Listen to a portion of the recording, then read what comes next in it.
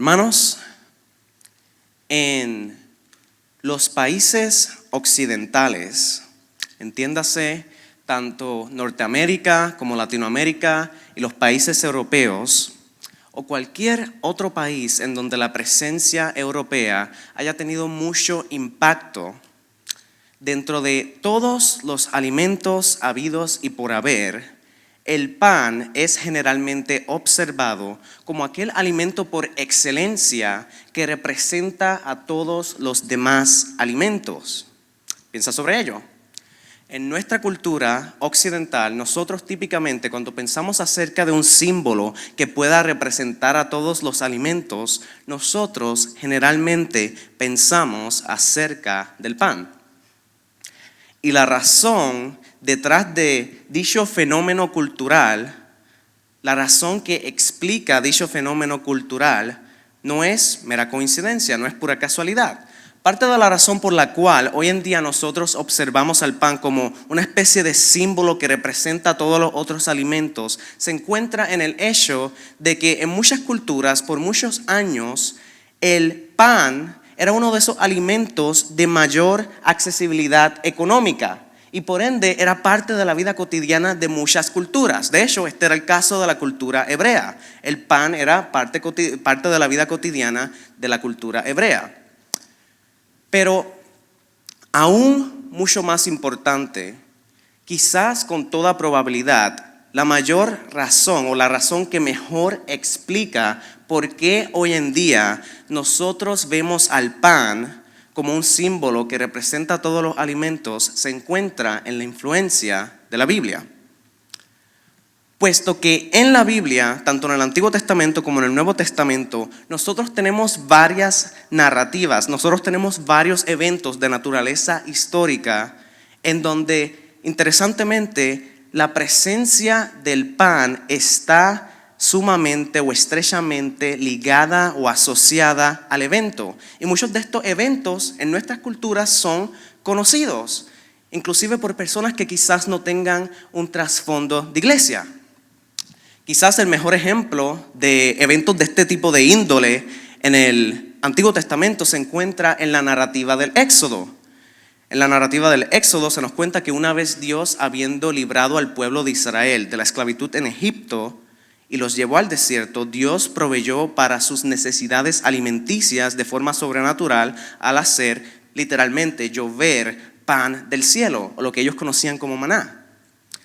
Sin embargo, en el Nuevo Testamento nosotros tenemos aún muchos más episodios que son conocidos en nuestra cultura en donde la presencia del pan está increíblemente o estrechamente ligada o asociada al evento. Por ejemplo, en el Nuevo Testamento tenemos la institución de la Cena del Señor, en la cual Cristo Jesús utilizó el pan como una especie de símbolo representativo de su cuerpo y del sacrificio que Él había de hacer en la cruz de Calvario. En el Nuevo Testamento también tenemos la famosa narrativa de la tentación de Cristo Jesús en el desierto, en la cual Él de forma icónica respondió a Satanás que no solamente de pan vivirá el hombre, sino de toda palabra que sale de la boca de Dios. Y dicho sea de paso, esa famosa frase no se originó con Cristo. Cristo simplemente estaba citando el Antiguo Testamento, particularmente el libro de Deuteronomio, como estuvimos leyendo en nuestra lectura unida hace unos minutos atrás. En el Nuevo Testamento también tenemos lo que conocemos hoy en día como la oración del Padre Nuestro, la cual, dicho sea de paso, en su contexto original, la oración del Padre Nuestro se trataba de Cristo tratando de enseñarles a sus discípulos a cómo orar. La intención de Cristo no era que nosotros recitáramos el Padre Nuestro de forma mágica o algo por el estilo, sino que la oración del Padre Nuestro es un modelo de cómo nosotros debemos orar. Y en parte de esa oración, una de las partes más conocidas de esa oración, Cristo dijo: Padre, danos hoy nuestro pan de cada día. Y parte de ahí la razón por la cual nosotros vemos el pan como una especie de símbolo que representa a todos los demás alimentos, puesto que Cristo obviamente no estaba simplemente hablando exclusivamente del pan, sino de los alimentos en general. Pero quizás el evento en toda la Biblia más conocido, en donde la presencia del pan esté estrechamente ligada al evento en sí mismo, es el pasaje que hoy en día nosotros conocemos como la alimentación de los 5,000, en el cual se nos cuenta que Cristo Jesús se había visto envuelto en medio de una multitud de personas y Él tuvo compasión de esta multitud de personas y multiplicó de forma soberana panes y peces de tal modo que pudo alimentar a toda la multitud, incluso sobró alimento. Sin embargo, nosotros en esta tarde vamos a estar reflexionando sobre un pasaje mucho menos conocido, un pasaje que hoy en día se conoce como la alimentación de los 4,000. Y vamos a estar viendo que este pasaje tiene muchas similitudes con la alimentación de los 5,000. Y vamos a estar viendo principalmente cómo este pasaje apunta a Cristo Jesús como el proveedor que da esperanza a nuestras almas. Y también cómo este pasaje apunta a Cristo Jesús en sí mismo como el pan que sacia nuestras almas. Y es por eso que yo le he titulado este mensaje, el pan que sacia nuestras almas. El pan que sacia nuestras almas. De modo, hermanos, que yo les invito a que abran sus Biblias y busquen conmigo el Evangelio de Marcos, capítulo 8, versos del 1 al 9. Evangelio de Marcos, capítulo 8, versos del 1 al 9. Y mientras lo buscan, yo les ruego que, en reverencia a la palabra del Señor, si así su salud se los permite, se pongan de pie mientras le damos lectura a la palabra de Dios al unísono. El Evangelio según San Marcos, capítulo 8, versos del 1 al 9. Dice así la palabra del Señor. En aquellos días, cuando de nuevo había una gran multitud que no tenía qué comer, Jesús llamó a sus discípulos y les dijo: tengo compasión de la multitud, porque hace ya 3 días que están conmigo y no tienen qué comer. Y si los despido sin comer a sus casas, desfallecerán en el camino, pues algunos de ellos han venido de lejos. Sus discípulos le respondieron: ¿dónde podrá alguien encontrar lo suficiente para saciar de pan a estos aquí en el desierto? Y él les preguntó: ¿cuántos panes tenéis? Y ellos respondieron: 7. Entonces mandó a la multitud que se recostara en el suelo. Y tomando los 7 panes, después de dar gracias, los partió y los iba dando a sus discípulos para que los pusieran delante de la gente, y ellos los sirvieron a la multitud.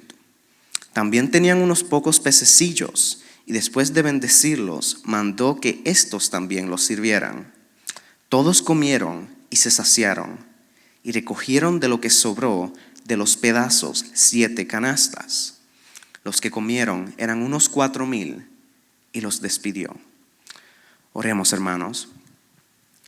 Padre Santo, Dios eterno, Dios de gloria, nos inclinamos ante tu presencia una vez más, Señor, para rogarte que ilumines nuestras mentes, nuestros corazones, nuestros ojos y nuestros oídos, de tal forma, Señor, que nosotros podamos observar lo que tú tienes para nosotros en esta tarde, de tal forma que nosotros podamos indagar en tu palabra, de tal forma que la misma transforme nuestros corazones para tu gloria y nuestro gozo en ti, Señor.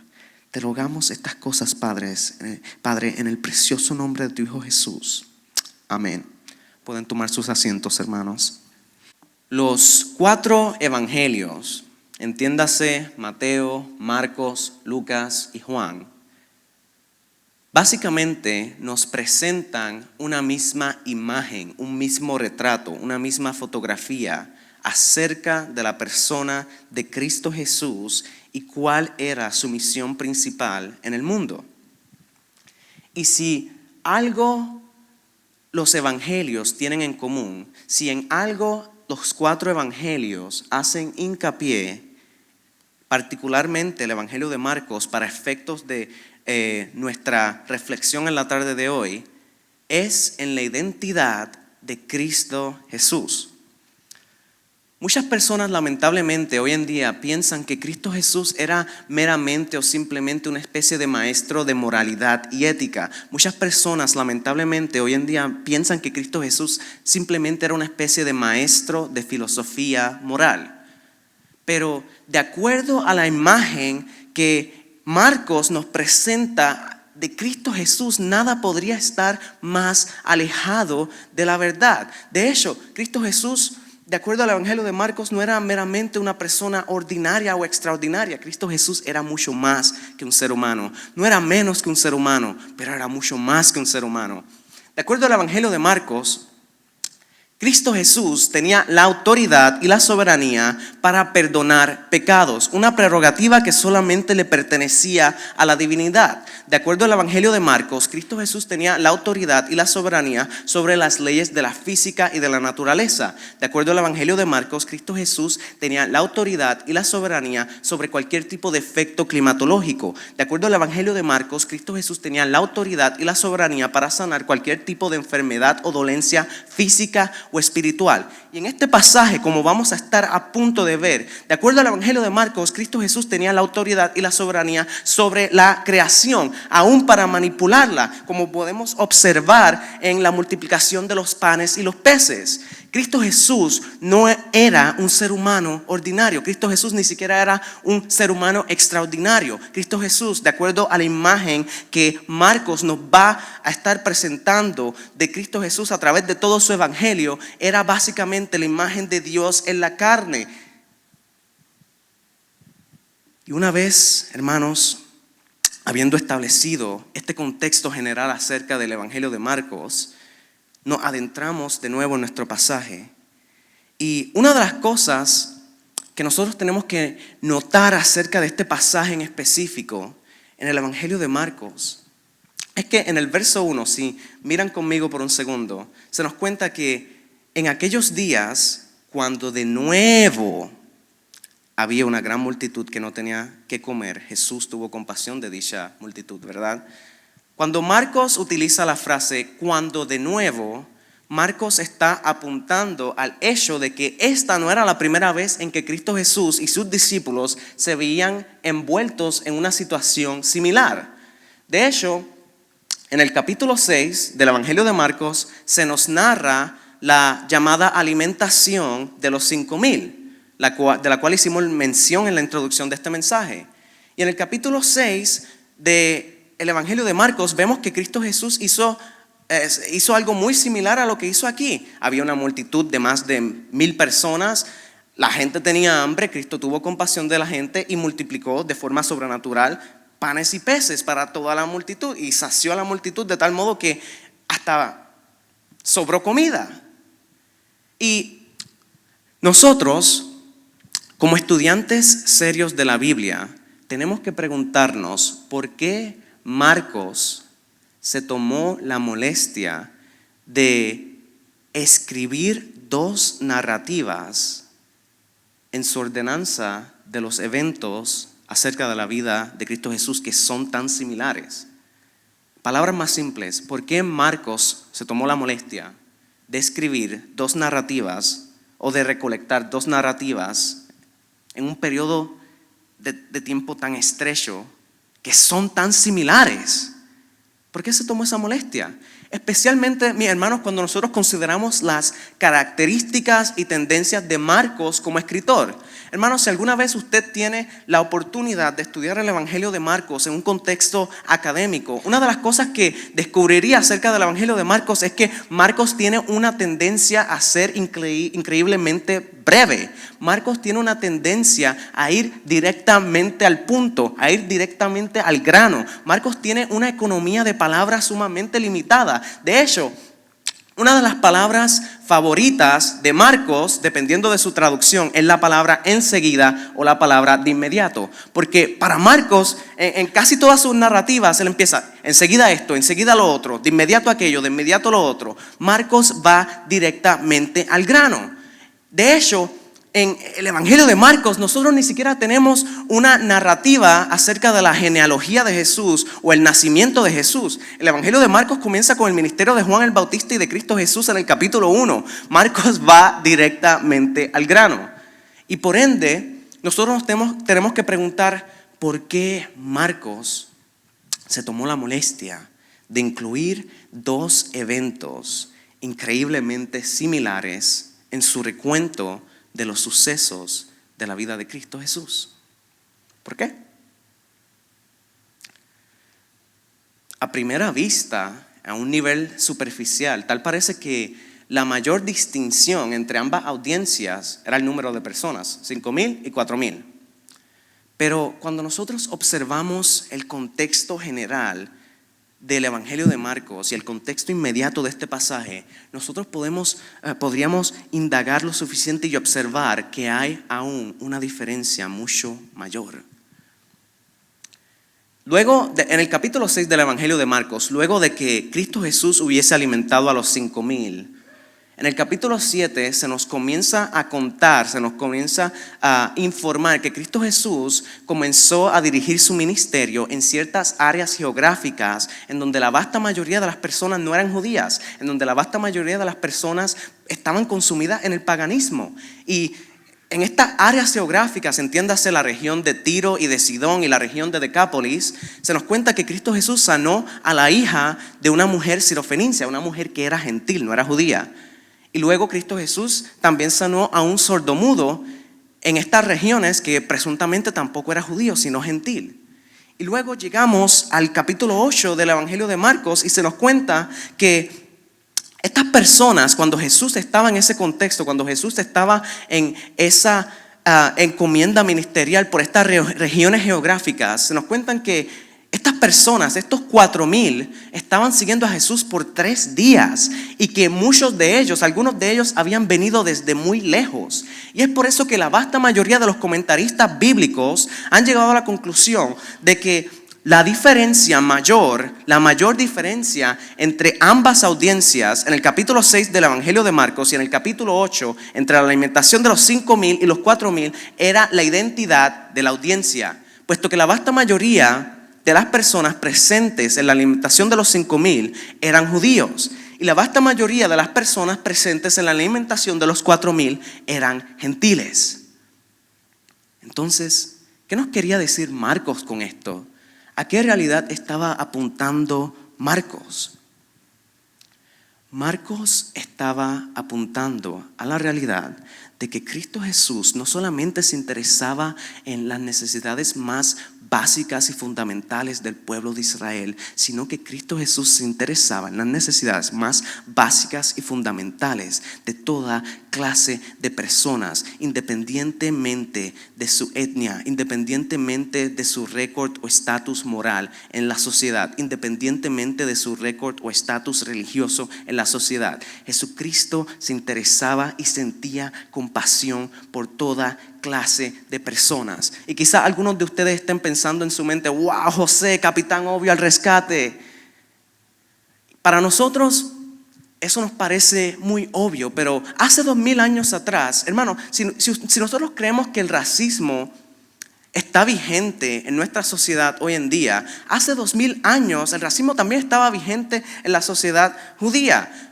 Habían todo tipo de clases de divisiones y de elitismos espirituales. Y Cristo Jesús con sus acciones demostraba una y otra vez que había un denominador común entre todas las clases de personas habida y por haber. Y ese denominador común era la necesidad de todos de Cristo. Y de la misma forma en que Cristo proveyó el pan físico para los judíos y para los gentiles en estos 2 episodios, como vamos a estar viendo a través de los siguientes mensajes acerca del Evangelio de Marcos, Cristo Jesús también proveyó el pan espiritual para toda clase de personas, el Evangelio. Lo cual, hermanos, nos lleva a nuestro primer principio derivado de este pasaje en la tarde de hoy, el cual es el siguiente: Cristo es el proveedor que da esperanza a nuestras almas. Cristo es el proveedor que da esperanza a nuestras almas. Versículos del 1 al 4. En aquellos días, cuando de nuevo había una gran multitud que no tenía qué comer, Jesús llamó a sus discípulos y les dijo: tengo compasión de la multitud, porque hace ya 3 días que están conmigo y no tienen qué comer. Y si los despido sin comer a sus casas, desfallecerán en el camino, pues algunos de ellos han venido de lejos. Sus discípulos le respondieron: ¿dónde podrá alguien encontrar lo suficiente para saciar de pan a estos aquí en el desierto? Hermanos, quiero llamar su atención. Quiero que enfoquemos nuestros microscopios en el versículo 4. Versículo 4 dice que los discípulos le respondieron a Cristo: ¿dónde podrá alguien encontrar lo suficiente para saciar de pan a estos aquí en el desierto? Mis hermanos, desde el punto de vista del lector, desde nuestro punto de vista, esta pregunta, estas palabras de los discípulos deben parecernos muy intrigantes, deben parecernos muy perturbadoras, deben parecernos muy inquietantes, puesto que vamos a obviar por un segundo el hecho de que los discípulos eran las personas más cercanas a Cristo Jesús. Vamos a obviar por un segundo el hecho de que los discípulos habían visto a Cristo con anterioridad, hasta este punto en el Evangelio, hacer cosas indecibles, hacer maravillas sumamente increíbles. Obviemos todo eso. 2 capítulos atrás, los discípulos habían estado en una situación increíblemente similar a esta. Había una multitud de más de 1,000 personas, en un caso 5,000, en otro caso 4,000.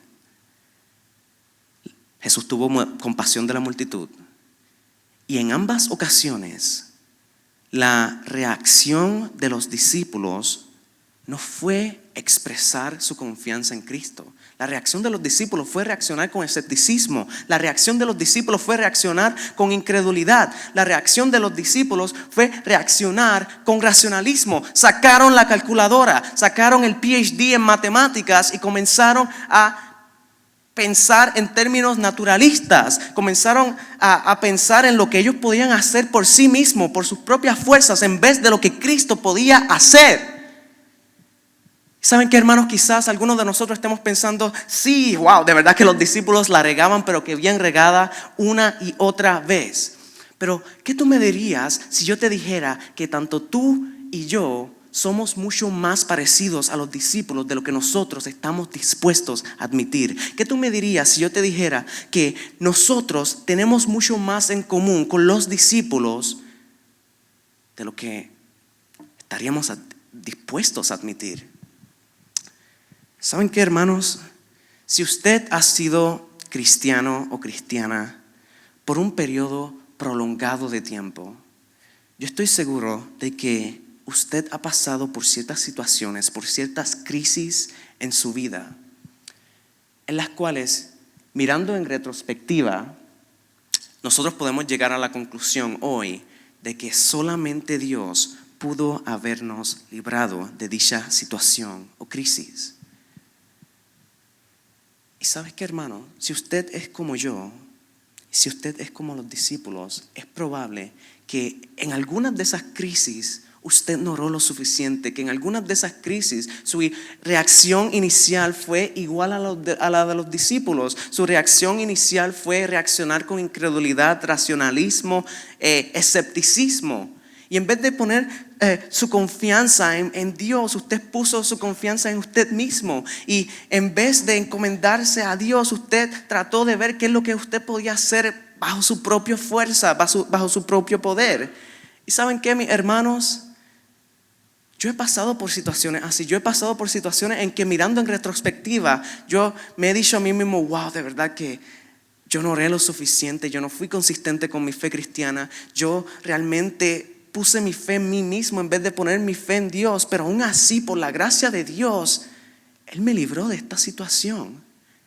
¿Y saben qué, hermanos? Muchos de nosotros en nuestras iglesias a veces tendemos a pensar que Dios solamente va a bendecirnos, que Dios solamente va a librarnos de nuestras crisis o de nuestra situación si nosotros oramos lo suficiente, si nosotros nos esforzamos lo suficiente, si nosotros somos consistentes con nuestra fe cristiana. Pero en cierto sentido la vida cristiana es una vida que demuestra de forma consistente cuán frágiles nosotros somos, cuán dados a la caída nosotros somos y cuán lleno de misericordia es Dios para con nosotros. De hecho, los evangelios son un testimonio de esto. Los evangelios, en cierto sentido, son un recuento, son un récord de todas las caídas de los discípulos y cómo Dios en su gracia, en su paciencia, en su amor y misericordia los levantó una y otra vez. Y esa es la vida cristiana, mis hermanos. A pesar de nuestra infidelidad, Cristo permanece siendo fiel. Y por favor no me malentienda, hermano, no estoy diciendo que nosotros no debemos orar lo suficiente, no estoy diciendo que nosotros no debemos esforzarnos en ser consistentes con nuestra fe cristiana, pero lo que sí estoy diciendo es que Dios permanece fiel a pesar de todas nuestras flaquezas. Dios permanece fiel en medio de nuestra infidelidad y Dios permanece teniendo gracia y misericordia para con nosotros y levantándonos una y otra vez a pesar de nuestro escepticismo, a pesar de nuestra incredulidad, a pesar de nuestro pecado, a pesar de nuestro racionalismo. Dios permanece fiel. Y parte de la razón que explica por qué Cristo es el proveedor que da esperanza a nuestras almas es porque Cristo en sí mismo, Él permanece fiel cuando nosotros no lo somos. ¿Sabes qué, hermanos? Y quizás el mejor ejemplo de esta verdad espiritual sea la vida del apóstol Pedro. A nosotros, los predicadores, a veces casi sentimos la tentación de burlarnos del apóstol Pedro, porque, seamos honestos, como diría en mi país, Pedro era el más bocón de los apóstoles, Pedro era el más vocal, Pedro era el más atrevido.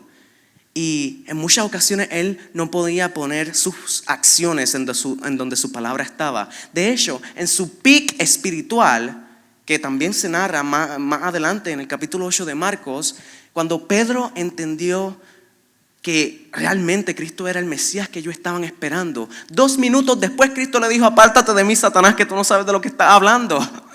Como que en su pic más alto, aún así el apóstol Pedro falló en entender realmente qué era lo que Dios quería para su vida. El apóstol Pedro falló en entender realmente cuál era el propósito de Cristo. Y ¿saben qué, hermanos? Aún en el momento más bajo del apóstol Pedro, luego de haber jurado y perjurado que él jamás iba a abandonar a Cristo, que él jamás iba a negar a Cristo, no solamente lo negó una vez, lo negó 3 veces. Y en medio de su agonía comenzó a llorar y a maldecir a causa de todas sus flaquezas, a causa de su traición a Cristo. Pero ¿saben qué, hermanos? Hoy en día nosotros no recordamos a Pedro como un cobarde. Nosotros recordamos a Pedro como uno de los autores del Nuevo Testamento y como uno de los líderes principales de la iglesia primitiva, porque Cristo restauró a Pedro, porque Cristo levantó a Pedro, porque Cristo hizo a Pedro. Pedro no se convirtió en Pedro porque Pedro era más inteligente que los demás, porque Pedro oraba más que los demás, porque Pedro se esforzaba más que los demás. Obviamente ese no es el caso. Los evangelios son un resumen del apóstol Pedro y es un resumen patético, es un resumen terrible. Pero aún así, a pesar de todas sus flaquezas, a pesar de todos sus fracasos, Cristo Jesús levantó a Pedro una y otra vez. Cristo Jesús tuvo paciencia, tuvo amor, tuvo compasión para con Pedro aún en medio de su infidelidad, de tal modo que Cristo Jesús hizo a Pedro. Cristo Jesús hizo el Pedro que nosotros conocemos hoy en día, el Pedro que era uno de los líderes más importantes en la iglesia primitiva, el Pedro de las epístolas del Nuevo Testamento, fue el Pedro que Cristo Jesús restauró. Y de la misma forma, mis hermanos, Cristo Jesús nunca nos abandona. Cristo Jesús es el proveedor que da esperanza a nuestras almas, porque al final del día no se trata de nosotros, se trata de Él. Porque si se tratase de nuestra fidelidad, de nuestro propio poder, de nuestro propio esfuerzo, entonces todos nosotros estuviésemos, como dirían en México, fregados. Todos nosotros estuviésemos terminados, acabados. Pero ¿sabe qué, hermanos? Cristo Jesús es el proveedor que da esperanza a nuestras almas, porque a pesar de nuestras flaquezas, Él tiene compasión para con nosotros de la misma forma que tuvo compasión de los discípulos. En nuestro pasaje, cuando los discípulos reaccionan con escepticismo, cuando los discípulos reaccionan de esta manera tan escéptica, de esta manera tan incrédula hasta cierto punto, Cristo Jesús, aún a pesar de eso, provee en su compasión, no solamente para la multitud, sino también para los discípulos. Ellos no se quedaron sin comer. Jesucristo no les dijo a los discípulos, se quedan en esta esquina y ustedes no van a comer porque no me creyeron. Jesucristo tuvo compasión de ellos, aún en medio de su incredulidad. Cristo proveyó para ellos, aún en medio de su escepticismo.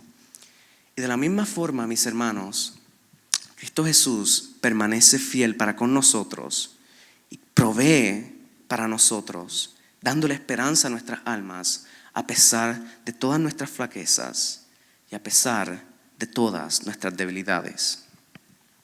Pero la razón principal por la cual Cristo es el proveedor que da esperanza a nuestras almas se encuentra en lo siguiente.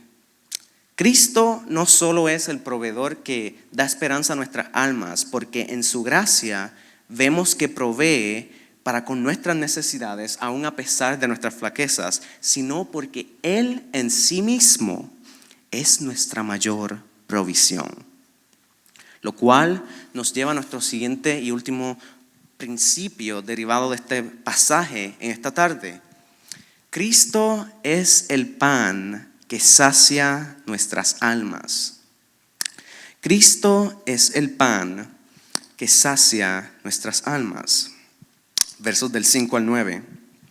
Y Él les preguntó, ¿cuántos panes tenéis? Ellos respondieron, 7. Entonces mandó a la multitud que se recostara en el suelo, y tomando los 7 panes, después de dar gracias, los partió y los iba dando a sus discípulos para que los pusieran delante de la gente. Y ellos los sirvieron a la multitud. También tenían unos pocos pececillos, y después de bendecirlos, mandó a que éstos también los sirvieran. Todos comieron y se saciaron, y recogieron de lo que sobró de los pedazos 7 canastas. Los que comieron eran unos 4,000. Los despidió. ¿Cómo este pasaje apunta al hecho de que Cristo es el pan de vida que sacia nuestras almas? Si nosotros continuamos leyendo los subsiguientes episodios, los subsiguientes pasajes en el capítulo 8 del Evangelio de Marcos, una de las cosas que nosotros notaríamos es que la presencia del pan continúa estando o siendo asociada a los eventos. Y en el último evento de esta índole, en el capítulo 8, se nos cuentan que los discípulos se embarcaron con Cristo Jesús, pero se les olvidó traer suficiente pan. Y los discípulos comenzaron a pelear entre ellos y a decir, no traemos lo suficientemente pan. Y en el versos de 17 al 21, Cristo les dice lo siguiente. ¿Por qué discutís que no tenéis pan? ¿Aún no comprendéis ni entendéis? ¿Tenéis el corazón endurecido? ¿Teniendo ojos no veis y teniendo oídos no oís? ¿No recordáis cuando partí los 5 panes entre los 5,000? ¿Cuántas cestas llenas de pedazos recogisteis? Ellos le dijeron 12. Y cuando partí los 7 panes entre los 4,000, ¿cuántas canastas llenas de los pedazos recogisteis? Ellos le dijeron 7. Y Él les dijo, aún no entendéis. Y ahí se acaba el pasaje. Marcos no nos dice de forma explícita qué era lo que los discípulos no entendían. Pero tomando en cuenta todo el contexto del Evangelio de Marcos por completo, lo que los discípulos no entendían con cabalidad era la identidad de Cristo Jesús. Ellos no acababan de comprender qué clase de persona estaba en medio de ellos. De hecho, una de las características del Evangelio de Marcos es que casi nadie parece entender a través de la vasta mayoría del Evangelio de Marcos, casi nadie parece entender cuál era la verdadera identidad de Cristo Jesús, excepto un grupo muy específico y el menos que la gente se espera, los demonios. De entre todas las personas, entre todos los grupos, aquel grupo en específico que siempre estuvo consciente acerca de la verdadera identidad de Cristo Jesús eran los demonios. Y ni siquiera los discípulos hasta este punto habían comprendido a completa cabalidad quién era realmente Cristo Jesús y la razón por la cual Cristo Jesús pudo multiplicar los panes y los peces en la alimentación de los 5,000 y en la alimentación de los 4,000 era porque Cristo Jesús es en sí mismo la fuente de vida, porque Cristo Jesús es en sí mismo el autor de la vida, porque Cristo Jesús en sí mismo es el pan de vida. Y de la misma forma en que Cristo, como dije con anterioridad, hace unos minutos atrás, de la misma forma en que Cristo proveyó pan físico para los 5,000 y para los 4,000, Cristo Jesús, su propósito principal se encontraba en proveer pan espiritual. Y el pan espiritual es Él mismo, porque Cristo es en sí mismo el pan de vida que sacia nuestras almas. Y lo que Marcos nos dice de forma implícita, Juan nos los dice de forma explícita. En el capítulo 6 del Evangelio de Juan, Juan nos da su versión de los eventos o del evento que nosotros hoy en día conocemos como la alimentación de los 5,000. No de los 4,000, sino de los 5,000. Y en la primera parte del capítulo 6, ¿verdad? Se nos cuenta esta narrativa de la alimentación de los 5,000. Pero en la segunda parte del capítulo 6, que sucede un día después, Juan nos cuenta lo que hoy nosotros conocemos hoy en día como el discurso del pan de vida. Y en el verso 27, Cristo básicamente le dice a su audiencia que ellos no estaban buscando a Cristo Jesús, ellos no lo estaban buscando a Él, porque ellos entendían las implicaciones de todas las señales que apuntaban a la identidad de Cristo, sino que estaban buscando a Cristo Jesús porque querían un panadero cósmico, porque veían a Cristo Jesús como una especie de genio de la lámpara, en vez de ver a Cristo como alguien que era en sí mismo el pan de vida. En otras palabras, hermanos, muchas de estas personas veían a Cristo como alguien útil, no alguien que era hermoso en sí mismo. Y si nosotros solamente vemos a Cristo Jesús como un proveedor y nada más, entonces nosotros no somos diferentes a estas personas. Si nosotros no vemos a Cristo Jesús como el pan de vida que puede saciar nuestras almas, entonces nosotros no somos diferentes a varias de las personas que se encontraban en esta audiencia que solamente seguían a Cristo porque estaban detrás del pan, porque querían ver a Cristo solamente como una especie de póliza contra incendio que solamente era necesaria cuando su casa se estaba incendiando, porque querían ver a Cristo solamente como una especie de panadero cósmico que los podía alimentar cuando ellos quisieran. Pero Cristo empujó a su audiencia y le hizo ver que no se preocupen tanto por el pan que perece, no se preocupen tanto por el pan físico, preocúpense por el pan espiritual. Yo soy el pan de vida. Y en el verso 35, Cristo Jesús le dice a su audiencia: yo soy el pan de vida, el que viene a mí no tendrá hambre y el que cree en mí nunca tendrá sed. ¿Recuerdan? En la introducción de este mensaje concluimos que el pan en nuestras culturas occidentales es observado generalmente como el símbolo que representa a todos los alimentos, ¿verdad? Pero vamos a filosofiar por un segundo. ¿Qué es un alimento? ¿Qué es un alimento? Un alimento, por definición, nos añade vida. Un alimento, por definición, nos alarga la vida.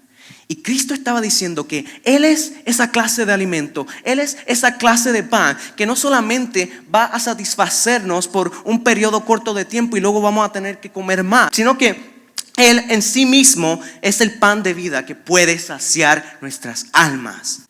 Solamente Cristo puede saciar a nuestras almas.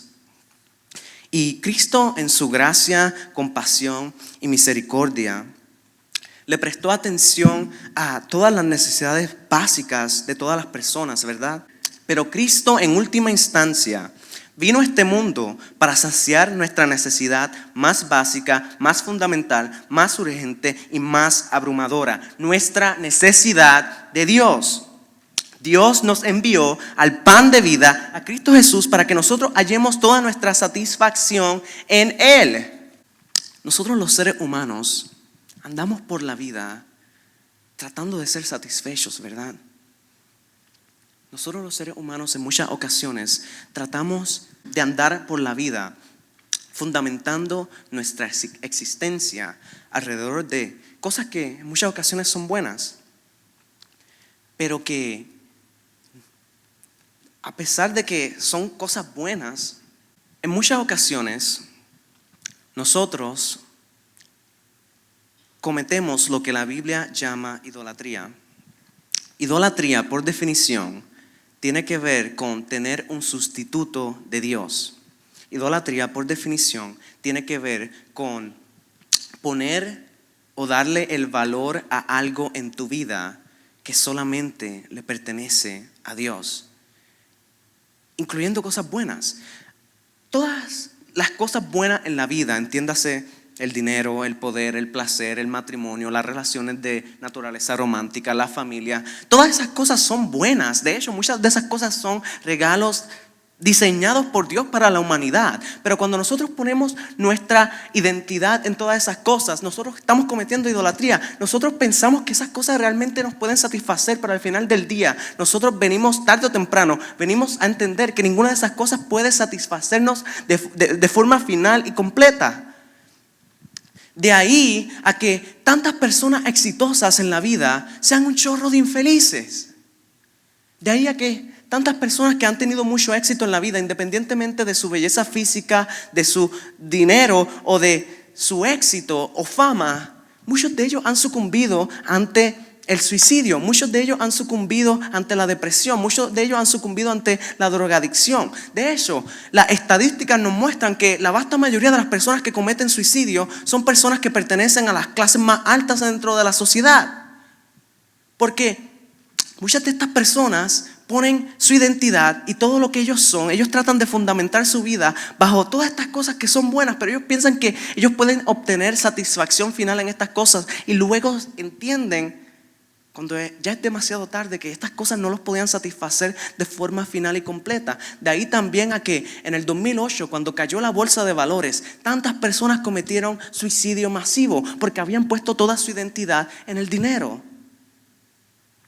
Sin embargo, Cristo nos dice que Él es el pan de vida que puede saciar nuestras almas como ninguna otra cosa en el mundo.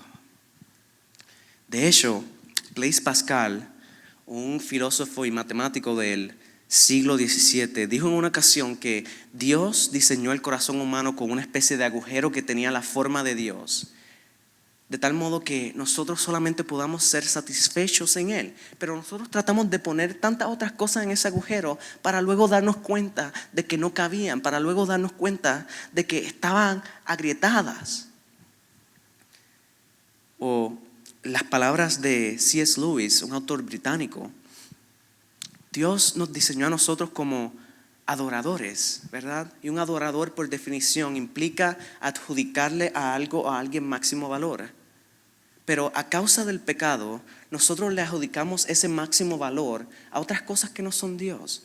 Pero solamente cuando nosotros ponemos a Cristo Jesús en el centro de nuestra vida, cuando nosotros abrazamos a Cristo Jesús como el pan de vida que puede saciar nuestras almas, es cuando nosotros realmente vamos a estar completamente satisfechos.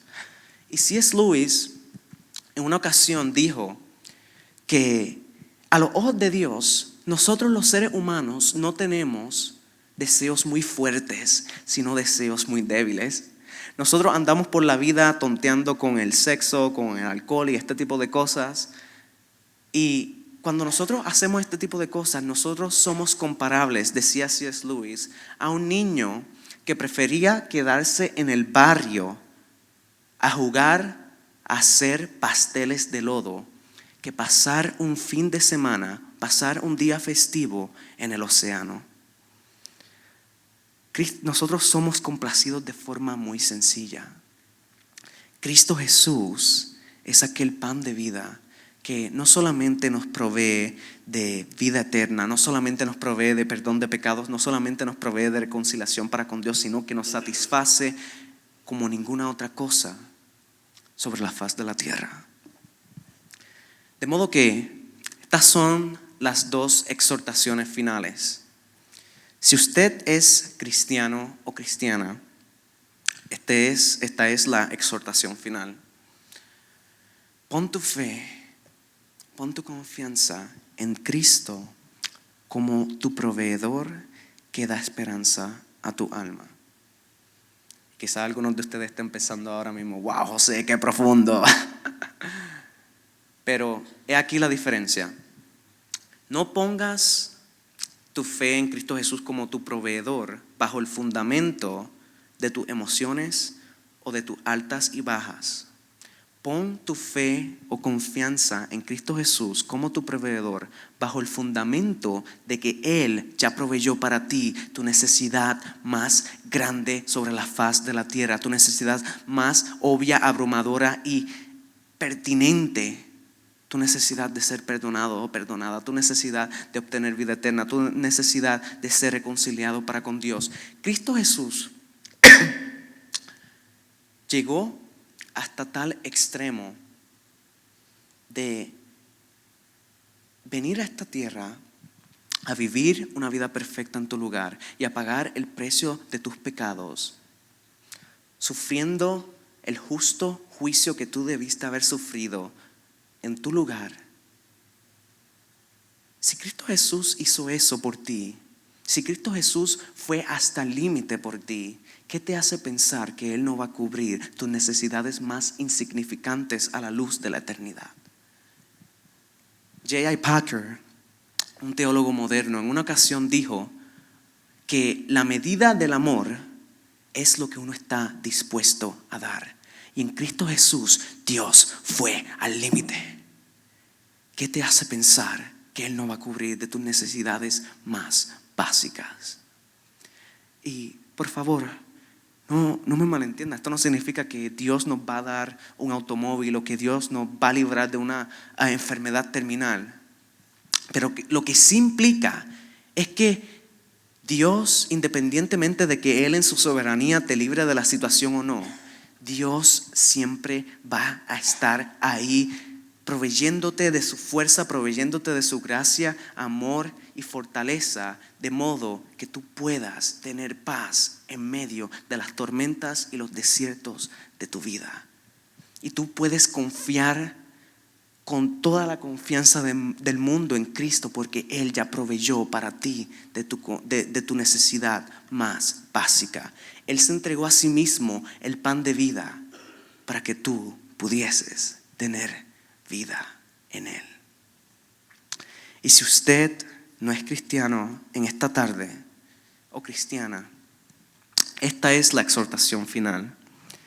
Abraza a Cristo Jesús como el pan de vida que puede saciar tu alma. Solamente una vez hayas abrazado a Cristo como el pan de vida que pueda saciar tu alma, y no solamente como un proveedor, podrás entender o podrás recibir a Cristo como tu proveedor también, puesto que si Cristo ya ha proveído para tu necesidad más grande, tu necesidad de ser perdonado o perdonada, entonces puedes confiar en Él, de a de veritas, de que Él proveerá para tus necesidades más básicas. Pero te exhorto a que no veas a Cristo Jesús simplemente como un proveedor, simplemente como un panadero, sino que lo veas a Él principalmente como el pan de vida que en sí mismo puede satisfacer tu alma. Puesto que si solamente vemos a Cristo como un proveedor, entonces tenemos una visión microscópica acerca de Cristo. Entonces vemos a Cristo como útil y no como hermoso en sí mismo. Y no hay nada más hermoso en esta tierra, en esta vida, que Cristo Jesús muriendo por nuestros pecados en nuestro lugar. Y si nosotros nos acercamos en arrepentimiento y en fe a Él, si nosotros ponemos nuestra confianza y esperanza en Él, si nosotros creemos realmente que Él vivió una vida perfecta en nuestro lugar y que Él pagó el precio de nuestros pecados en nuestro lugar, no hay nada que pueda satisfacernos más que eso. No hay nada que pueda proveernos de vida eterna como eso. Solamente la vida perfecta de Cristo y la muerte de Cristo en la cruz del Calvario pueden proveernos de perdón de pecados, vida eterna y satisfacción en Cristo Jesús. De modo, hermanos, que recordemos estos dos principios y escondámoslos en lo más profundo de nuestros corazones. De modo que en momentos de prueba nosotros podamos recordar primero que Cristo Jesús es el proveedor que da esperanza a nuestras almas. Y segundo, que Cristo Jesús en sí mismo es el pan de vida que sacia nuestras almas. Oremos, hermanos. Padre Santo, Padre Eterno, gracias por tu gracia. Gracias, Señor, porque tú tuviste compasión y aún tienes compasión de nosotros en medio de nuestras necesidades más básicas. Gracias, Señor, que tú tienes compasión de nosotros independientemente de nuestro récord moral, independientemente de cualquier tipo de cosas que se haya en nosotros. Gracias, Señor, por tu compasión. Pero gracias aún mucho más por proveernos de nuestra necesidad más grande sobre todas nuestras necesidades. Gracias, Señor, por proveernos a tu Hijo, el pan de vida. Gracias, Padre, porque a través de su evangelio, a través de la vida perfecta de tu Hijo, a través de su muerte en la cruz, nosotros hemos obtenido perdón de pecados, vida eterna y una satisfacción tan grande en Él, no en otra cosa, Señor, sino en Él, que aún a pesar, Señor, de que quizás no tengamos nada, en Él lo tenemos todo y Él es suficiente para nuestras vidas. Gracias, Señor. Te rogamos finalmente, Padre, que no olvidemos estos principios y que salgamos de aquí, Señor, transformados por el poder de tu palabra y con energías para vivir nuestra vida de tal manera de que demostremos al mundo que Cristo es capaz de satisfacer nuestras almas como ninguna otra cosa en este mundo. Gracias, Señor. En el nombre de tu Hijo amado Jesús. Amén.